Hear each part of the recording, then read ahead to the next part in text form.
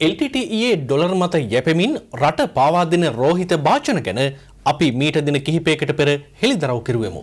අද ජර්මනියේ සිට LTTE ත්‍රස්තයන් වෙනුවෙන් පෙනී සිටින රෝහිත භාෂණගේ මෙරට කෙරුවාවල් සාක්ෂි සහිතවම දැන් අපට හමු ඇත.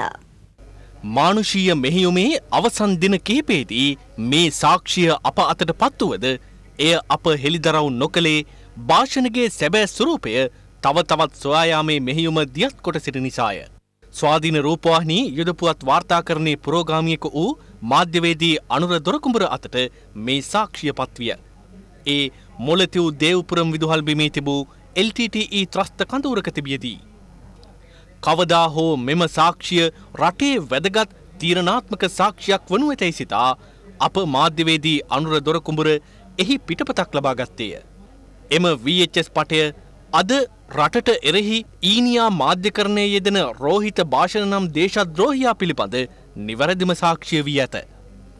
වසර 30ක් මේ රට විනාශ කළ ම්ලේච්ඡ ඝාතකයා වූ වේලුපිල්ලේ ප්‍රභාකරන්ගේ 50 වන උපන්දිනය වෙනුවෙන් සැකසූ විශේෂ වැඩසටහනට රෝහිත භාෂණ LTTE ත්‍රස්ත නායකයා වෙනුවෙන් පෙනී සිටියේ මෙසේයි. ප්‍රභාකරන් මහත්මයාගේ නායකත්වයෙන් දෙමළ ජනතාවගේ ජාතික විමුක්ති අරගලයේ පහුගිය අවුරුදු 20 තුල වර්ධනය වෙච්ච වැදගත්ම ස්ථානය මේක සමහර විට දෙමළ ජාතික විමුක්ති අරගලයේ තුල ක්‍රියාකාරීව සටන් කරන දෙමළ සහෝදරවරුන් මේ කාරණාව එතරම් තේරුම් නොගත් කරුණක් වෙන්නත් පුළුවන්.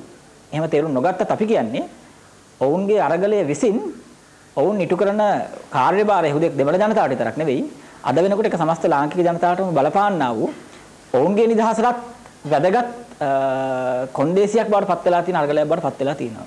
රෝහිත භාෂණලා ප්‍රභාකරන්ලා රැකගන්නට කළ දීන උත්සාහය දැන් මුළු ලොවටම පැහැදිලි වනු ඇත.